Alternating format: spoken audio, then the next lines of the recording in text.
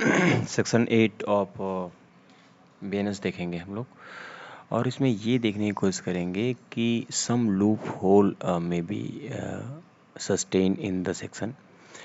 पहले तो जल्दी जल्दी आपको बताता हूँ कि 8 का सब सेक्शन 1 आईपीसी का 63 है, 8 का सब सेक्शन 2 आईपीसी का 64 है, और कहाँ पे गड़बड़ी है मैं ये भी आपको इसी में बताऊंगा, ठीक है। और इसको आप डिसाइड करिएगा।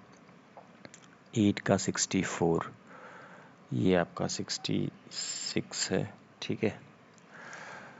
और 8 का 65, 8 का सब क्लॉज 5 67 है, 8 का सब क्लॉज 6 68 एंड 69 है, और 8 का सब क्लॉज 7 ये 70 है।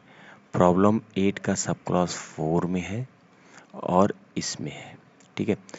इसमें आप देखेंगे कि इसका जो टाइटल है, उसका टाइटल क्या है? उसका टाइटल है amount to fine. Amount to fine और डिफ़ॉल्ट करने पे जो लाइबिलिटी आपकी होगी, ठीक है। डिफ़ॉल्ट करने पे जो आपकी लाइबिलिटी होगी। तो अमाउंट ऑफ फाइन का जिक्र 8 सब क्लॉज 1 में दिया गया है। इसमें ये कहा गया है कि आपको जो फाइन दिया जाएगा, ठीक है, offender is liable is unlimited, वो अनलिमिटेड होगा बट एक्सेसिव नहीं होगा, ठीक है।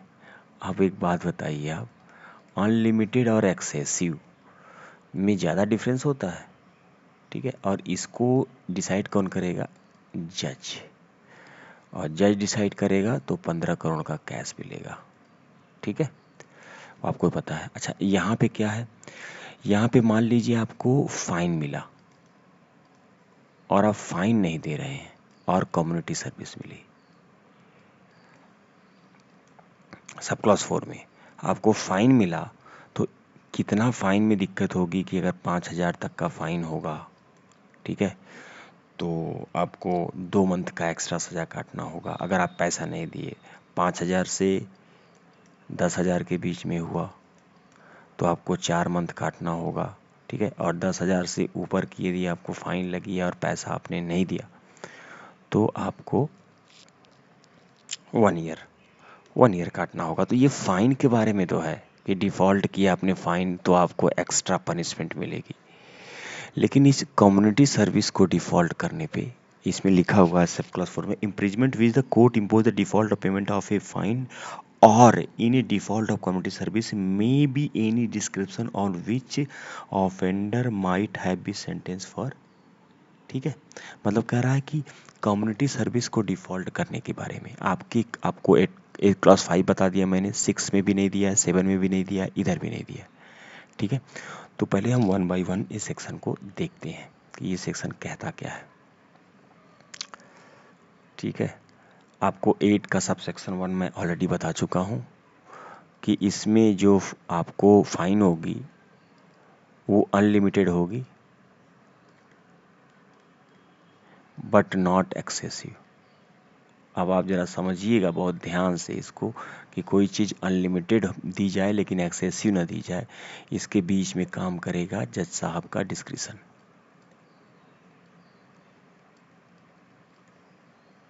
ठीक है। अच्छा, 8 का सब क्लॉज 2 ज़्यादा इंपॉर्टेंट नहीं है, आप उसको पढ़ लीजिएगा, ज़्यादा कुछ बताने लायक उसमें नहीं है। 8 का सब क्लॉज 3 में देखिए क्या लिखा है। कह रहा है कि 8 का सब क्लॉज 3 कह रहा है कि मान लीजिए आपको सज़ा हुई, क्या हुआ?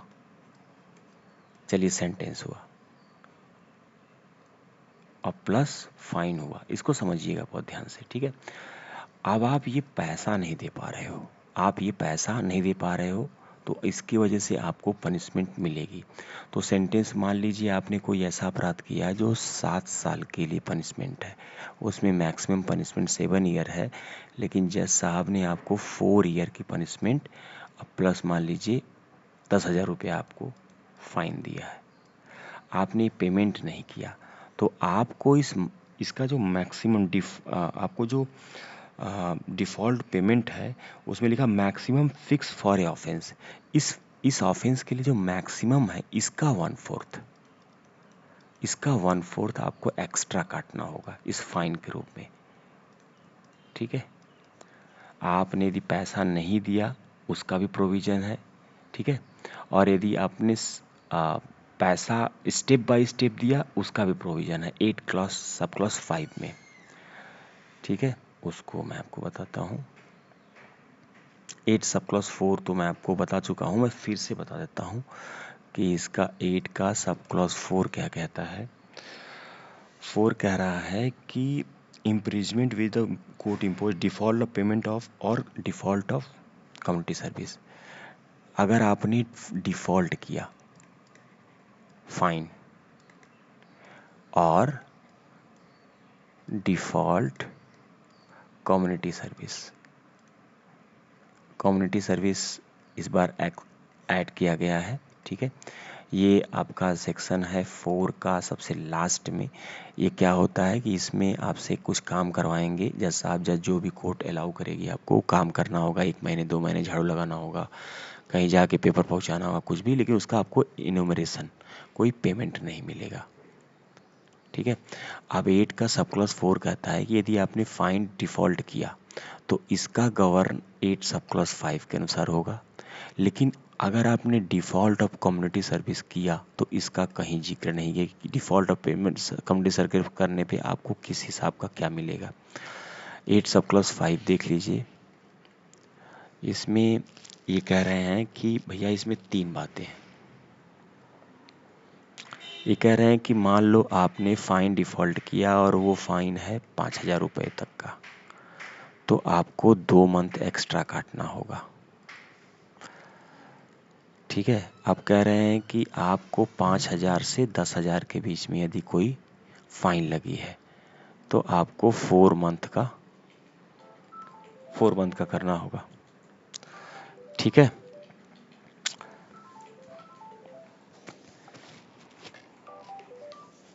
ठीक है, आप देखिए। और दूसरी बात कह रहे हैं कि यदि आपको 10,000 से ज़्यादा का ठीक लगा है फाइन तो आपको 1 ईयर काटना होगा। ठीक है, एक्स्ट्रा। ये है आपका 8 का सब क्लॉज 5 का sub clause B, A, B and C. ठीक ना, अब हम देखेंगे 8 का सब क्लॉज 6। 8 का सब क्लॉज 6 थोड़ा इम्पोर्टेंट है, ये प्री के लिए थोड़ा इम्पोर्टेंट है। 8 सब क्लॉज 6, देखिए ये जो भी मैं सेक्शन से 8 बता रहा हूँ बीएनएस का, वो आईपीसी की धारा 63 से लेके 70 तक चल रही है। और ये जो है आपका, इसमें एक है ए और दूसरा है बी। ये आपका पड़ेगा 68 और ये होगा 69 ऑफ आईपीसी। ठीक है, इसमें कह रहा है कि default of payment of fine shall terminate whenever fine is either paid. मतलब कह रहा है कि यदि मान लीजिए आपने फाइन नहीं पे किया और आपकी सज़ा मान लीजिए 4 मंथ की स्टार्ट हो गई। ठीक है, मान लीजिए 4 मंथ की स्टार्ट हुई और अपने 15 डेज ज्यों ही सज़ा काटी आप त्यों ही ये पेड कर दी गई, तो वो वहीं पे टर्मिनेट हो जाएगी। ठीक है, लिखा है default of payment of fine shall terminate whenever that fine is either paid और लेवाई और बाई प्रोसेस। ठीक है, दूसरा कह रहा है, दूसरा इसमें इलस्ट्रेशन दिया है, इसमें थोड़ा समझने लायक है। कह रहा है कि जिस रेशियो में आप पेमेंट करेंगे, जैसे मान लीजिए आपको जो है 1,000 रुपये का फाइन लगा। ठीक है, और आप इस 1,000 में 750 रुपये आपने वो किया। ठीक है ना, तो अब इलस्ट्रेशन में कह रहा है कि आपको 1 मंथ और काटना होगा, क्योंकि इन्होंने क्या बनाया है, इन्होंने 250 रुपये के हिसाब से 1 मंथ को बना दिया है। ये इलस्ट्रेशन के लिए बता रहे हैं। अगर ये कह रहे हैं कि मान लीजिए आपने 500 रुपये पेड किया तो आपको 2 मंथ बाद 2 मंथ एक्स्ट्रा आपको फाइन न पे करने के लिए वो किया जाएगा। मान लीजिए आपने 250 रुपये पे किया तो आपको 3 मंथ जो है आपको जेल काटना होगा। मतलब इन्होंने 250 रुपये के हिसाब से एक उन्होंने कर रखा हुआ है, एक A1 मंथ को इन्होंने बना कर रखा है। इसका इलस्ट्रेशन यही कहता है, इफ़ बिफोर द एक्सपायरी लिखा है कि proportionate of fine be paid or divide the term of imprisonment suffer a default of payment is not less than proportional to the part of fine still unpaid, the imprisonment shall terminate। ठीक है, तो ये आपका ये इनका illustration दिया हुआ है। ठीक है ना। अब हम देखेंगे सबसेक्शन 7, 8 का सबसेक्शन 7, ये थोड़ा इम्पोर्टेंट है, प्री के में इसमें भी आएगा। 8 का सबसेक्शन 7 और ये है 70 ऑफ आईपीसी। इसमें कह रहा है कि अगर मान लीजिए आपको फाइन, आप सजा काट रहे हो और आप पे फाइन लगाया गया है और इस सजा काटते काटते आप निपट गए, ठीक है, मर आ गए, तो death of the offender does not discharge from the liability of any property. कह रहा है कि अब इसको फाइन कब निकला, मान लीजिए 10,000 रुपये इसको फाइन भी लगा था, अब इस सजा काटते काटते निपट गया, तो इस लायबिलिटी से मुक्त नहीं होगा। इस लायबिलिटी को इसको डेप्ट माना जाएगा और ये रिकवर किया जाएगा, इनके इसके पास जो भी प्रॉपर्टी होगी उनसे रिकवर किया जाएगा। ठीक है, इसमें एक फेमस केस लॉ है, अभी मैंने उसको वो किया है, नोट किया है, CT के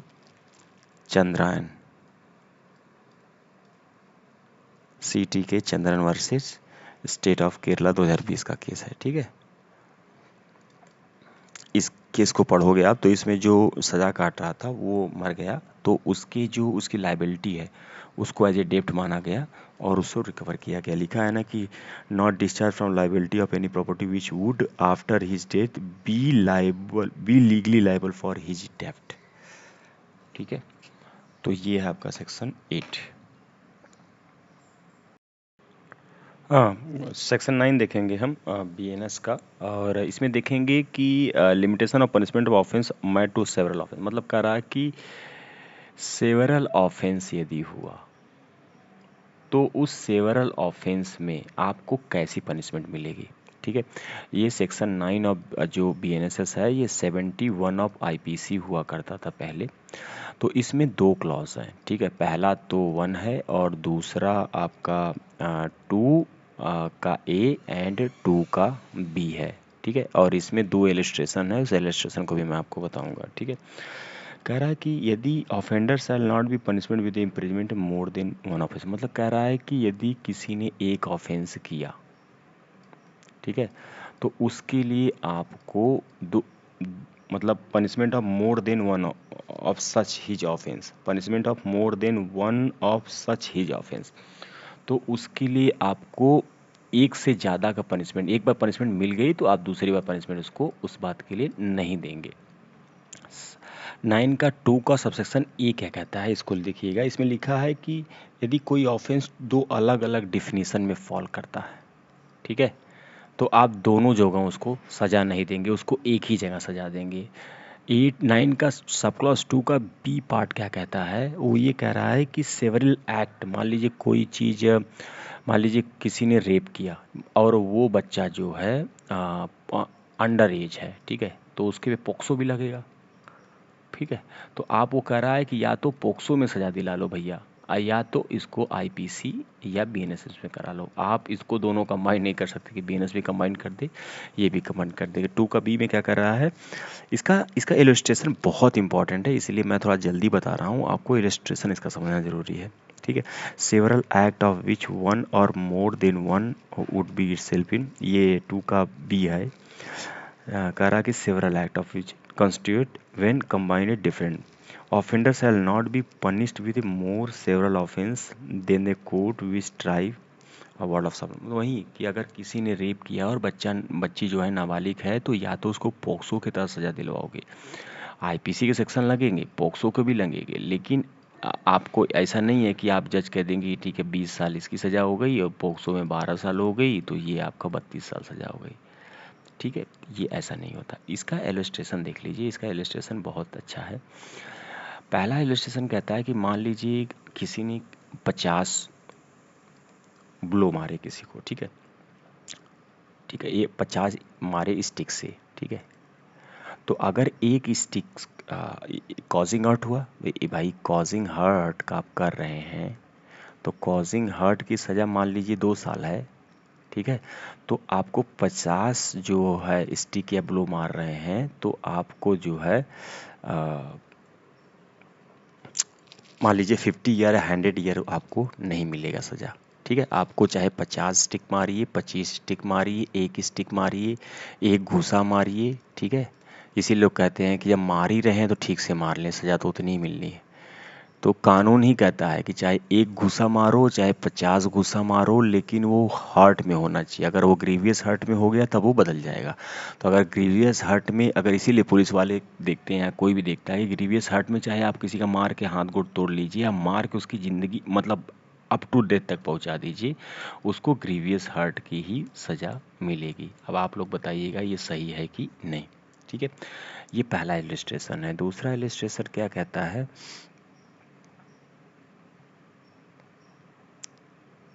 दूसरा इलस्ट्रेशन क्या कह रहा है, दूसरा इलस्ट्रेशन कह रहा है कि मान लीजिए ए है, ए जेड को पीट रहा है, ठीक है, ये बीट कर रहा है। तो एक तो इसको पीटने की सज़ा मिलेगी। मान लीजिए इसको बचाने वाई आ गया, तो ये इसको भी मारा और इसको भी मारा, तो अब इसकी भी अलग सज़ा आपको मिलेगी और इसकी भी अलग सज़ा मिलेगी, ठीक है। ये voluntary causing hurt Z is liable to one punishment of voluntary causing hurt to Z and another to blow given to Y, ठीक है। ये इसको बचाने गया तो इसको भी घूसे उसे पड़ गए, तो अब इसको बीटिंग की सज़ा मिलेगी ए को, और इसको, इस ए को वाई को ब्लो करने की भी सज़ा मिलेगी, ठीक है। तो ये है आपका section 9। Section 10 and 11 solitary confinement और section 12 limit of solitary confinement. देखिए सॉलिटरी कन्फाइनमेंट 11 एंड 12 ये बहुत इंपॉर्टेंट है, इससे बहुत ज़्यादा क्वेश्चन बनते हैं प्री में,